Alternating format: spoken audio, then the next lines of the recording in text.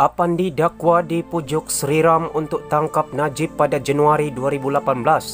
Bekas Peguam Negara mendakwa mantan Hakim Mahkamah Persekutuan itu dihantar bertemunya oleh Dr. Mahathir Mohamad.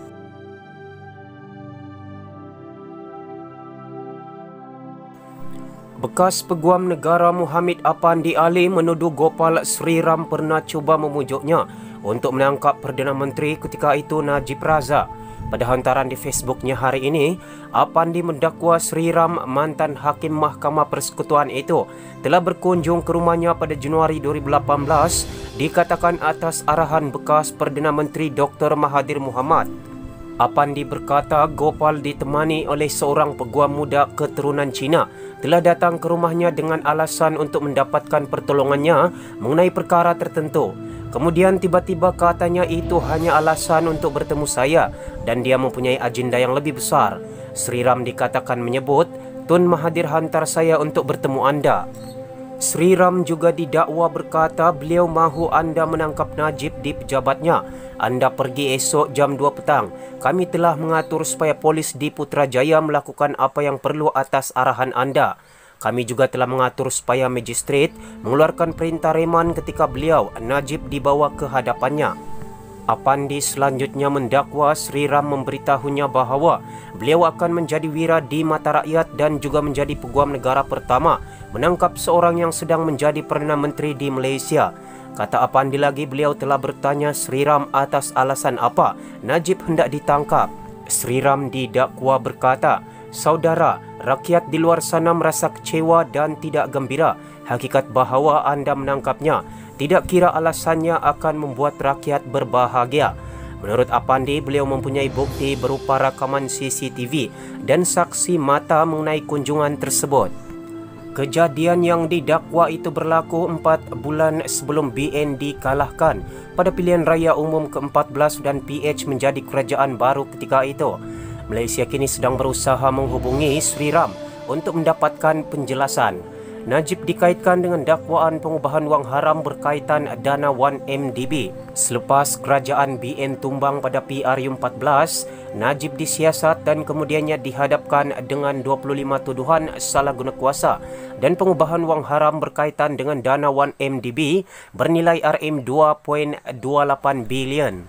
Ahli Parlimen pekan itu antara lainnya juga didakwa dengan 7 tuduhan penyalahgunaan kuasa, jenayah pecah amanah dan pengubahan wang haram sebanyak RM42 juta dana daripada SRC International antara tuduhan lain.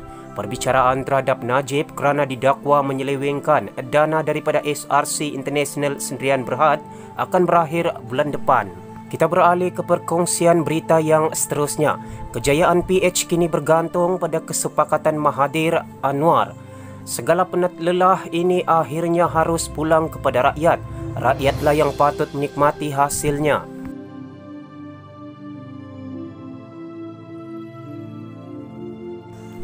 Saya yakin semua orang tahu dan sedar tentang pergelutan dalaman Pakatan Harapan PH berkaitan janji peralihan kuasa.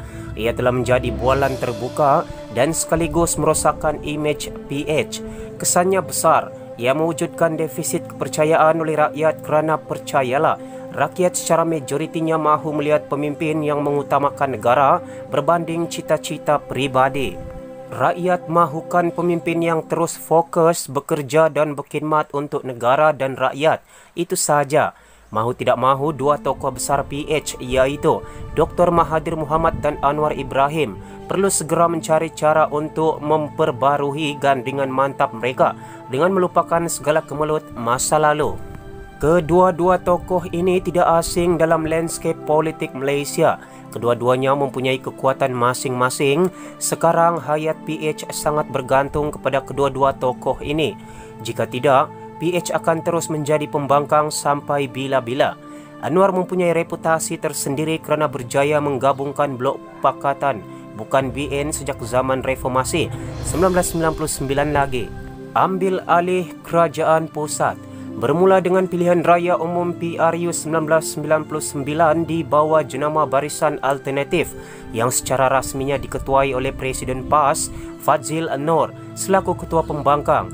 Gabungan itu memenangi kerusi Pendang pada waktu itu. Kemudiannya pada PRU 2004 di bawah jenama Barisan Alternatif juga yang secara rasminya diketuai oleh Abdul Hadi Awang, Presiden PAS selaku Ketua Pembangkang, bagaimanapun beliau sendiri tewas di Parlimen Marang. Diikuti PRU 2008 di bawah jenama Pakatan Rakyat, pakatan yang secara rasminya diketuai oleh Dr. Wan Aziza Wan Ismail selaku Ketua Pembangkang. Gabungan itu memenangi kerusi Permatang Pau. Diteruskan juga pada PRU 2013 yang diketuai Anwar sendiri yang memenangi kerusi yang sama, iaitu Permatang Pau. Namun pada PRU 2018 kita telah menyaksikan buat pertama kalinya Blok Pakatan bukan BN berjaya mengambil alih kerajaan. PH yang diketuai Mahathir bersama gabungan Parti Amanah Bersatu, DAP, PKR dan Warisan secara asasnya memenangi 122 kerusi di Dewan Rakyat. Ia terdiri daripada 98 kerusi di Semenanjung Malaysia, 14 di Sabah dan 10 di Sarawak. Atas kapasiti peribadi Mahathir dan pengaruh Presiden Warisan Muhammad Shafie Apdal, 8 kerusi Warisan berjaya digabungkan bersama 3 DAP dan 3 PKR dari Sabah. PH mendapat imbuhan lagi 2 kerusi apabila 2 ahli parlimen bebas dari Sarawak memilih untuk bergabung dengan PH, iaitu Juga Muyang yang menang dalam pertembungan 3 penjuru di Lubuk Antu, juga mengalahkan PKR Larry Sang dan pada masa sama menamatkan rekod calon BN di situ, Joseph Salang Gandong yang memenangi kerusi tersebut selama 19 tahun tanpa kalah. Undi meningkat, kerusi tak bertambah. Yang jelas walaupun tanpa 8 kerusi dari Warisan, kekuatan asas PH yang berada di tahap 114 tetap masih cukup untuk membentuk kerajaan. Namun perlu diingat penerimaan dan kesediaan Warisan untuk bersama PH adalah atas faktor Mahathir. Tanpa Mahathir, tiada ada jaminan bahawa 8 kerusi tersebut boleh dituntut sebagai kerusi PH. Untuk 98 kerusi yang dimenangi oleh PH di Semenanjung pula, 13 daripadanya ialah sumbangan dari Bersatu. Secara kesimpulannya, tanpa Mahathir dan Bersatu, kerusi yang dimenangi PH adalah 85. Dalam kata lain, kerusi Semenanjung yang menjadi kekuatan Blok Anwar Ibrahim ialah sebanyak 85 sahaja. Namun mari kita nilai semula kekuatan kerusi Semenanjung pada 2008, 2013, 2018 dan 2020. Untuk rekod, Pakatan memenangi 82 kerusi pada PRU 2008. Ia terdiri daripada 80 kerusi Semenanjung dan 1 kerusi DAP dari Sabah dan Sarawak. Dari segi undian yang diraih, jumlah undi popular untuk Pakatan di Semenanjung ialah 3.5 juta. Kekuatannya bersamaan dengan 50%. Untuk PRU 2013 pula, Pakatan meraih lonjakan tambahan 1.5 juta undi di Semenanjung, menjadikan jumlah undian ialah 5 juta yang bersamaan dengan 53%. Pakatan memenangi 89 kerusi dengan 9 daripadanya datang dari Sabah dan Sarawak. Kesimpulan yang boleh dibuat ialah kerusi yang dimenangi di Semenanjung ialah 80. Jumlah kerusi ini lebih kurang sama tahap pencapaiannya dengan PRU 2008. Walaupun dengan tambahan lonjakan undi 1.5 juta, peningkatan jumlah undi itu tidak menyumbang kepada pertambahan kerusi. Berbalik kepada 85 kerusi Blok Anwar pada PRU ke-14, perlu diingat PKR menghadapi krisis perpecahan dalaman apabila 7 ahli parlimen mereka keluar parti. Ia menjadikan kerusi dalam Blok Anwar cuma di tahap 78. Jumlah ini berada di bawah tahap 80 kerusi yang dicapai pada PRU 2008 dan PRU 2013. Jumlah undi yang dibawa bersama 78 kerusi ini adalah sekitar 4 juta yang bersamaan dengan 38%. Jika dibanding dengan undi popular 53% pada PRU 2013, tahap sokongan undi popular untuk blok itu merosot sebanyak 15%. Pecahkan angka fisiologi. Kita perlu faham, dalam sistem politik ala Westminster di Malaysia, percaturan bilangan kerusi adalah kriteria utama untuk membentuk kerajaan. Mana-mana pihak perlu melepasi nombor ajaib iaitu 122 kerusi daripada keseluruhan 222 jumlah kerusi. Satu perkara yang sering dilupakan dalam congak politik Malaysia ialah percaturan blok kerusi Borneo, Sabah dan Sarawak yang berjumlah 57 kesemuanya. Mana-mana blok tidak akan mampu membentuk kerajaan tanpa kerusi dari Sabah dan Sarawak. Mana-mana blok yang dominan di Semenanjung secara automatik akan mempunyai kelebihan untuk berunding dengan blok Borneo. Faktor utama kenapa BN belum pernah dikalahkan adalah kerana dominasi mereka di Semenanjung. Daripada 165 kerusi Semenanjung, ianya sentiasa didominasi oleh BN sehinggalah nasib sebaliknya menimpa mereka pada 2018. Dari perspektif blok bukan BN, mereka perlu memecahkan angka fisiologi 95. Ini adalah simbolik kepada nombor ajaib, tipping point dari Semenanjung. Berbekalkan 95 kerusi dan tambahan 17 kerusi dari Borneo, ia cukup untuk mereka melepasi nombor ajaib 112 itu. PRU 2018 menyaksikan perkara ini betul-betul berlaku. PH memenangi 98 kerusi Semenanjung sekaligus melepasi nombor ajaib 95 tadi. PKR dan DAP pula memenangi 16 kerusi dari Borneo. Tanpa warisan, blok PH sudah melepasi rintangan 112 ditambah dengan sumbangan kerusi warisan dan bebas, maka terjadilah satu fenomena yang disebut sebagai the perfect storm. Persoalannya, adakah fenomena ini akan terus berulang pada PRU ke-15 nanti? Harus diimbas kembali. Kekuatan maksimum blok Anwar di Semenanjung ialah 80 dan kini berkurangan kepada 78 kerana mengambil kira blok Azmin Ali. Yang pasti untuk mengambil alih kerajaan pusat dan menjadi Perdana Menteri, Anwar perlu membuktikan beliau mampu meraih sekurang-kurangnya 95 kerusi dari Semenanjung sebagai bekalan untuk dibawa berunding dengan blok Borneo.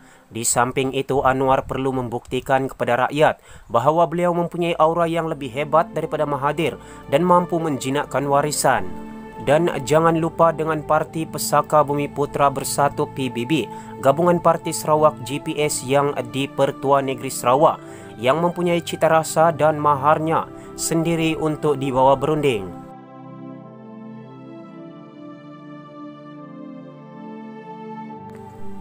Sehingga hari ini manusia yang paling mampu menjinakkan ketiga-tiga kategori itu ialah Mahathir. Beliau telah membuktikannya sebelum ini dan beliau yang terlihat paling kredibel untuk melakukannya. Persoalannya dengan ketidakketentuan dan tanpa aura Mahathir, mampukah Anwar memimpin PH dan menang lagi pada PRU ke-15 nanti? Sungguh pun rakyat mempertaruhkan lagi harapan ataupun sekali lagi berdepan dengan kegagalan seperti PRU 1999, PRU 2004, PRU 2008 dan PRU 2013. Masa tamatkan sendiwara. Atau adakah rakyat sudah bersedia untuk menerima hakikat bahawa masa depan terbaik politik blok bukan BN harus diterajui oleh orang lain atau generasi muda? Jika semua pilihan ini tidak diambil kira, bersedialah kita untuk menjadi penonton kepada kerajaan korupsi kleptokrasi UMNO BN terus bermaharajalela lagi. Saya menyorot semua ini kerana ramalan politik ialah berdasarkan trend dan corak yang terbentuk melalui sejarah. Fakta sejarah tidak menipu kita. Harapan saya sebagai ahli parlimen dan sebagai orang sentiasa berharap untuk negara ini terus ditadbir dengan baik ialah biarlah kedua-dua tokoh ini segera mencari formula demi membentuk gadingan yang lebih mantap dan lebih kukuh berbanding sebelum ini. Saya merayu dan menyeru semua pihak untuk mengutamakan kepentingan negara berbanding cita-cita pribadi. Ia bukan tentang siapa menjadi Perdana Menteri, tetapi ia adalah tentang negara yang kita cintai ini. Ia tentang aspirasi rakyat terbanyak. Kejayaan dan pencapaian kita selama ini ialah penat lelah semua pihak, rakyat, penjawat awam, ahli-ahli parlimen sama ada, backbenchers atau menteri-menteri. Dan segala penat lelah ini akhirnya harus pulang kepada rakyat. Rakyatlah yang menikmati hasilnya. Sanggupkah kita mengetepikan ini semua hanya untuk memenangkan cita-cita satu pihak? Sekiranya perdebatan tentang siapa Perdana Menteri ini terus menjadi bualan terbuka dan tidak ditamatkan, PH akan terlihat mempunyai krisis dalaman yang tidak sudah. Momentum akan terus hilang dan akhirnya kita telah membiarkan negara ini terus ditakbir oleh kerajaan yang korup dan rosak. Sudah sampai masanya untuk kita tamatkan sendiwara ini. mencari titik pertemuan segera untuk terus berganding bahu dan kembali mentadbir negara. Negara perlukan Mahathir, negara juga perlukan Anwar Ibrahim. Kata Albert Einstein, insanity is doing the same thing over and over again and expecting different result. Dr. Mazli Malik ialah ahli Parlimen Simpang Renggam dan anggota Majlis Pimpinan Tertinggi Bersatu. Dalam pada itu, perkembangan terbaru Tun Mahathir 6 lain Saman Muhyiddin dan Ros.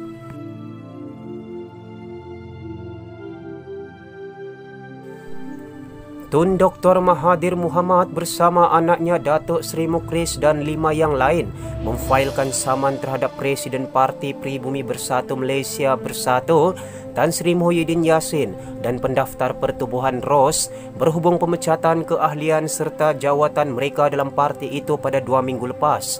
5 yang lain ialah Syed Saddiq Syed Abdullah Rahman, Dr. Mazli Malik, Datuk Amiruddin Hamzah, Datuk Marzuki Yahya dan parti itu sendiri selaku plaintiff.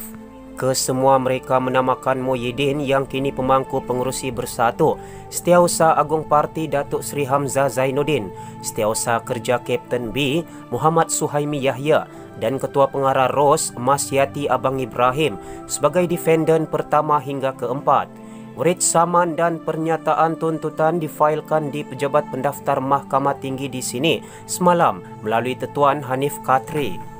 Dr. Mahathir yang merupakan plaintiff pertama memohon satu deklarasi bahawa beliau ialah ahli dan pengurusi Bersatu yang sah dan adalah kini pengurusi yang telah menang tanpa bertanding jawatan tersebut pada pemilihan parti. Mukhlis pula memohon satu deklarasi bahawa dirinya ialah ahli dan timbalan Presiden Bersatu yang sah dan calon yang sah untuk bertanding pada pemilihan parti itu.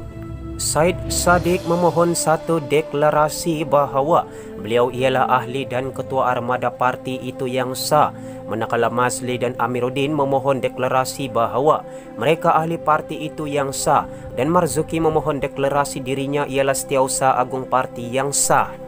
Mereka juga memohon deklarasi surat pemberhentian yang ditandatangani Muhammad Suhaimi bertarikh 28 Mei 2020 dan pengesahan berkaitannya melalui Mesyuarat Majlis Pimpinan Tertinggi MPT bertarikh 4 Jun lepas adalah tidak sah dan terbatal. Mereka turut memohon deklarasi keahlian Muhyiddin dalam Bersatu terlecut berkuat kuasa pada 28 dan atau 29 Februari 2020 menurut Fasal 10.2.3 Perlembagaan Parti itu. Begitu juga dengan Hamzah dan Muhammad Suhaimi. Mereka memohon deklarasi bahawa Seksyen 18C Akta Pertubuhan 1966 tidak terpakai untuk menghalang pelupusan pertikaian oleh mahkamah dan Fasal 10.2.6 Perlembagaan Bersatu tidak terpakai dalam hal bagi melecutkan atau memberhentikan keahlian kesemua plaintiff. Turut dipohon perintah injaksi dikeluarkan kepada Ros untuk membuat pendaftaran atau pembetulan ke atas semua dokumen parti itu selain memohon ganti rugi am, faedah serta kos dan relief lain yang difikirkan wajar oleh mahkamah. Sumber dari bernama. Kita beralih ke perkembangan berita yang terakhir. Calon Perdana Menteri PH dah disepakati, kata Marzuki. Proses memuktamadkan keputusan yang dicapai akan dibuat dalam masa seminggu, kata kenyataan dikeluarkan petang tadi.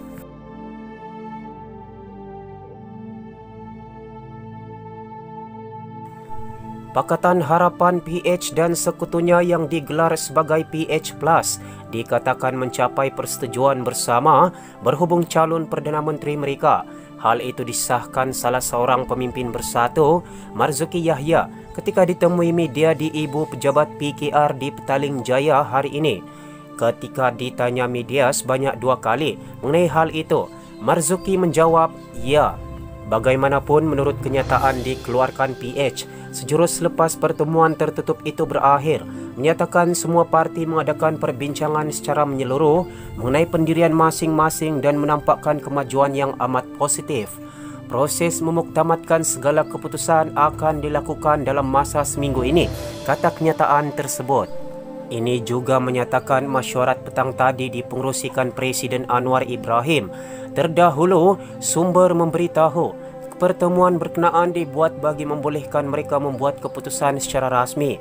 Kamu boleh jangkakan pengumuman calon PH Plus bagi jawatan PM lewat hari ini, kata satu sumber kepada Malaysia Kini. Mahu Mahathir sekali lagi. Berdasarkan maklumat dari sumber berkenaan, Malaysia Kini difahamkan pemimpin tertinggi telah membuat keputusan berikutan beberapa siri perbincangan.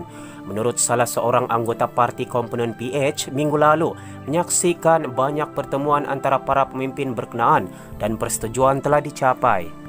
Seperti yang dijangkakan, calon tersebut adalah antara dua pemimpin yang telah menguasai landscape politik Malaysia selama lebih 2 dekad.